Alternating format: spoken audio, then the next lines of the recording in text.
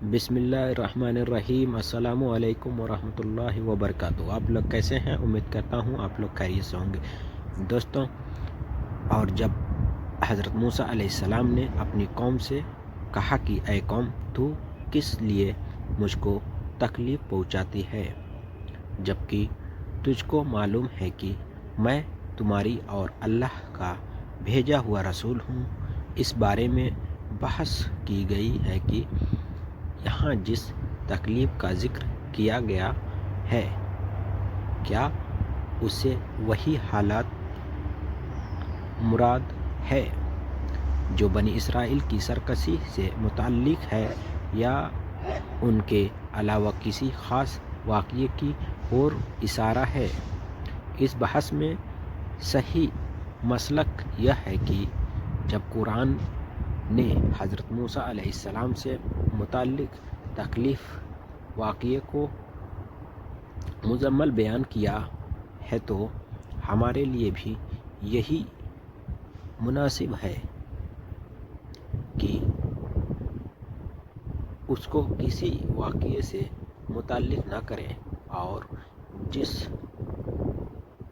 حکمت و مصلحت کی وجہ سے اللہ نے اس کو مجمل رکھنا مناسب سمجھا، ہم بھی اسی کو کافی سمجھتے ہیں۔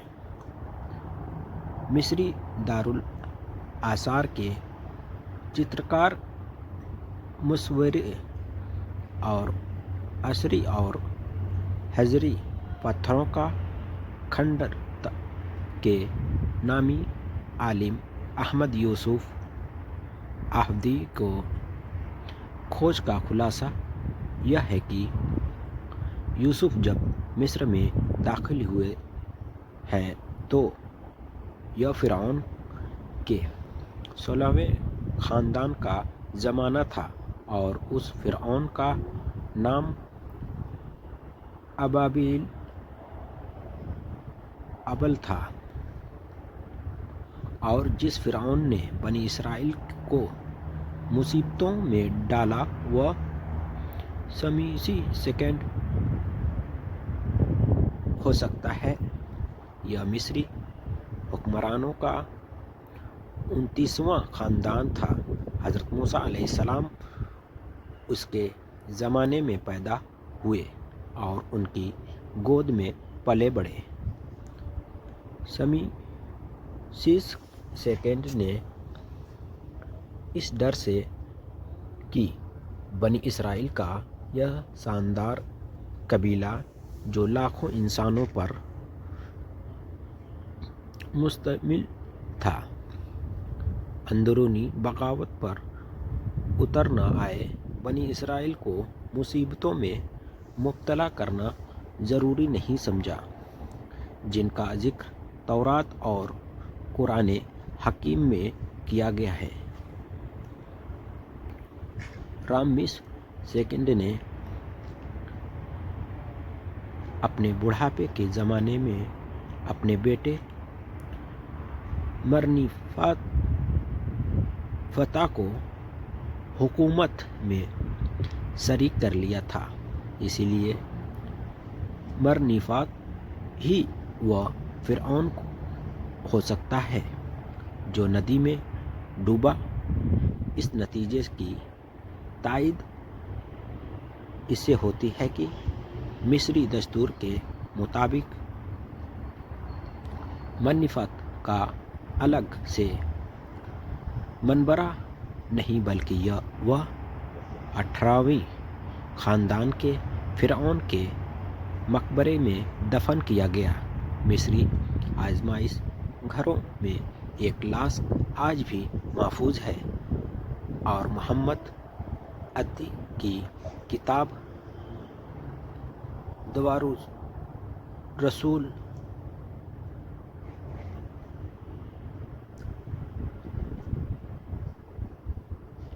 الہی کے مطابق اس لاش کی ناک کے سامنے کا حصہ نہیں ہے۔ ایسا معلوم ہوتا ہے کہ شاید دریائی مچھلی نے خراب کیا ہے، اور پھر اس کی لاش کا اللہ کے فیصلے کے مطابق کنارے پر پھینک دی گئی تاکہ وہ میرے بعد آنے والوں کے لیے اللہ کا نشان رہے۔ فرعون کے غرق ہو جانے کا واقعہ بہت سے پرانے اور نئے تحقیق کرنے والوں کے لیے بحث کا موضوع بنا رہے اور اب تک بنا ہوا ہے۔ بہت سی کتابیں لکھی جا چکی ہے اور لکھی جا رہی ہے، لیکن یہ سب اس واقعے کی تاریخی اور جغرافیہ، اتہاسک اور حیثیت پر زور دیتی ہے۔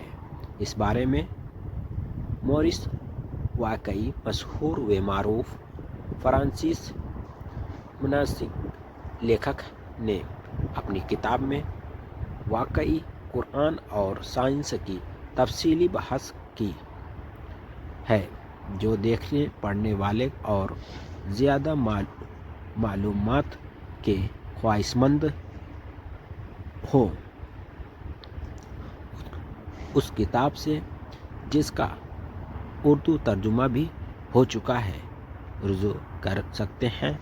ہم یہاں صرف کچھ باتیں بیان کریں گے۔ حضرت موسیٰ علیہ السلام سمیرس سیکنڈ کے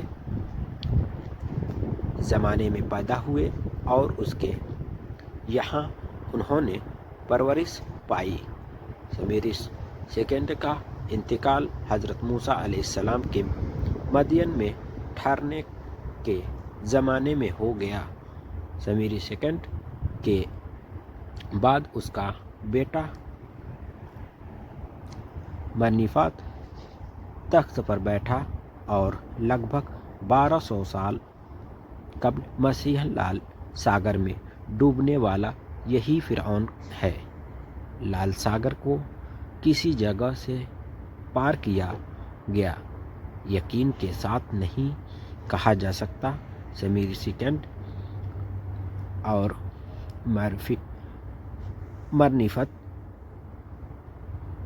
دونوں کی لاشوں منی میوزیم میں محفوظ ہے۔ مورس واقعی کی بحث کے خاتمے پر آخری لائنیں توجہ کے قابل ہے۔ فلک بحر سمند کا پھٹنا زمانہ انداز ہے کہ 1200 سال قبل مسیح کا ہے۔ جادو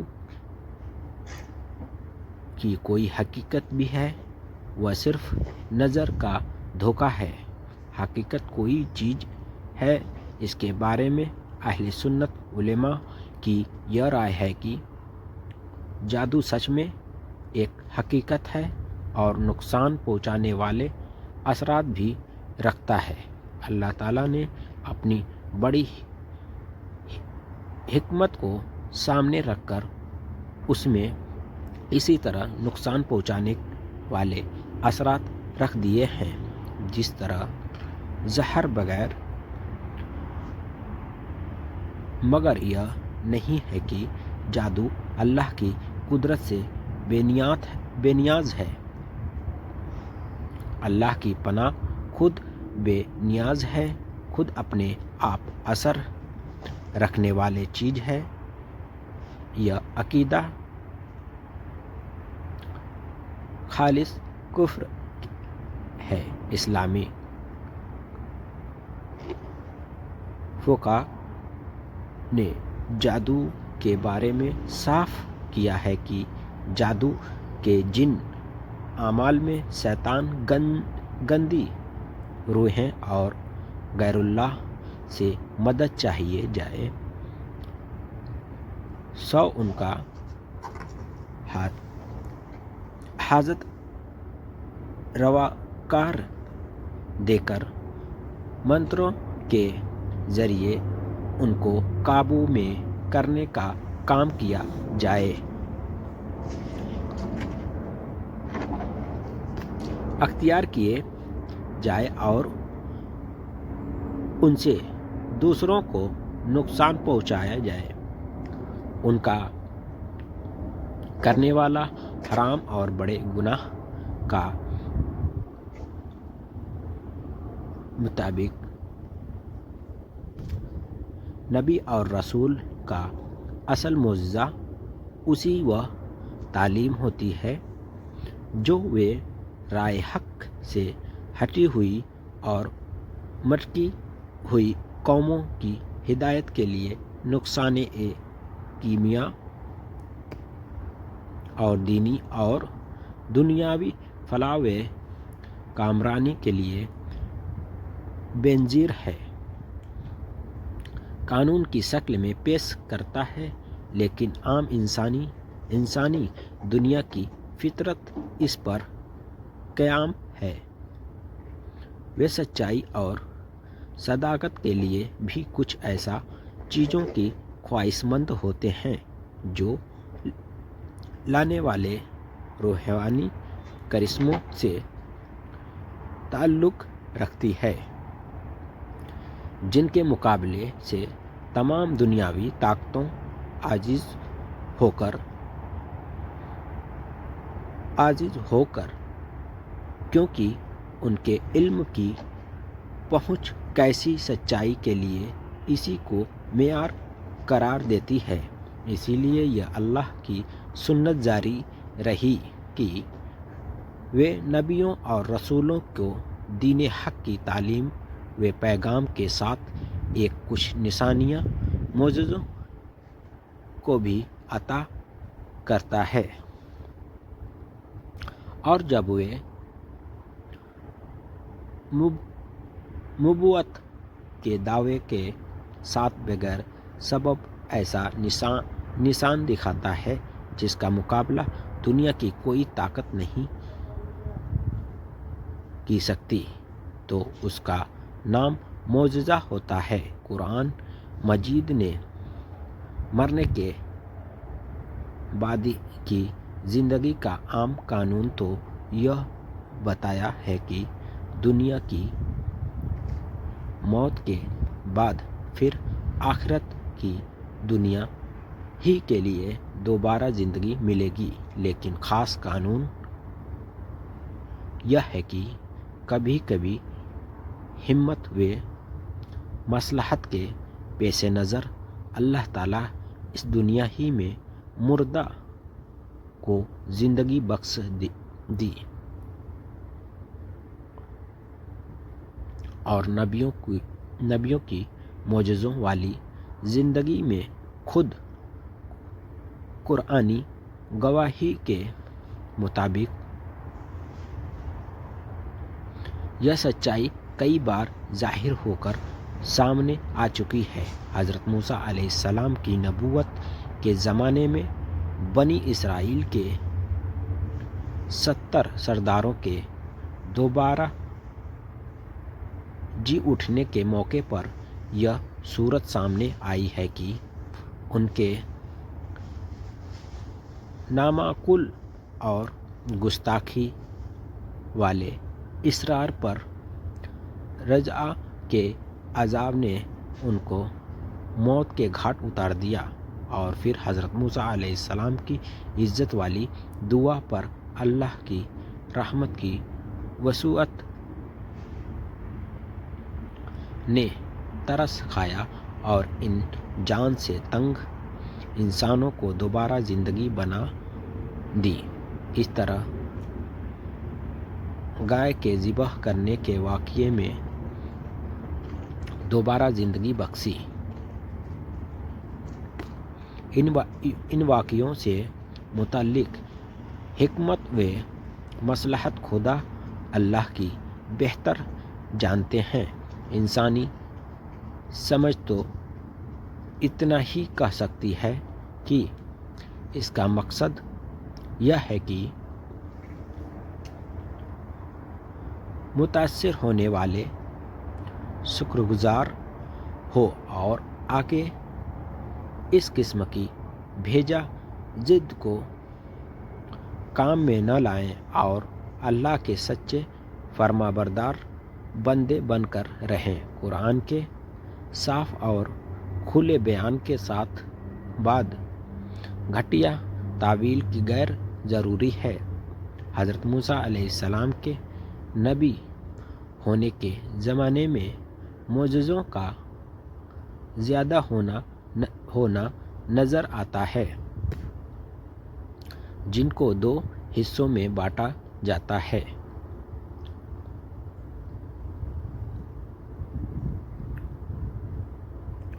کلزم کے پار کرنے سے پہلے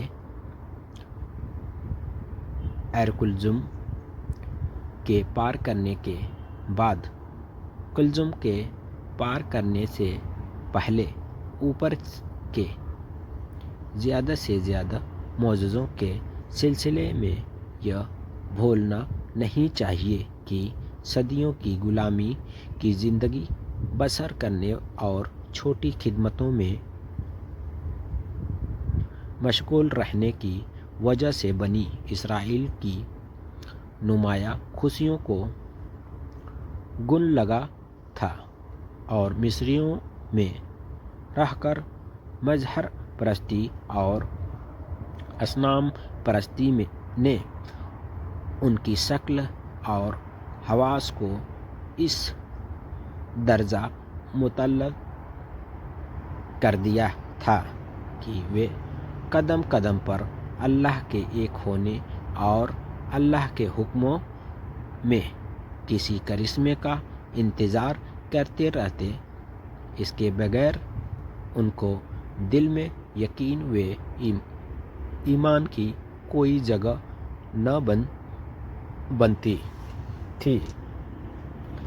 پس ان کی ہدایت کے لیے 2 ہی شکلیں ہو سکتی تھی، ایک یہ کہ ان کو صرف سمجھانے بجھانے کے مختلف طریقوں ہی سے حق کے قبول کرنے کو پر تیار کیا جاتا ہے، پچھلے نبیوں کی امتوں کی طرح خاص اور اہم موقع پر آیت اللہ کی نشانی یعنی معجزوں کا مظاہرہ پیش آتا ہے، اور دوسری شکل یہ بھی تھی ان کی صدیوں کی تباہ ہوئی اس حالت کی اصلاح کے لیے روحانی طاقتوں کا جلد مظاہرہ کیا جائے اور حق اور سچائی کی تعلیم کے ساتھ ساتھ اللہ تعالیٰ کے تکوینی نشان معجزہ ان کے قبول کرنے اور تسلیم کرنے کی استعداد کو بار بار طاقت پہنچائے۔ پس اس قوم کی پست ذہنیت اور تباہ حالی کے پیش نظر اللہ کی مصلحت ان کی اصلاح و تربیت کے لیے یہ دوسری شکل اختیار کی۔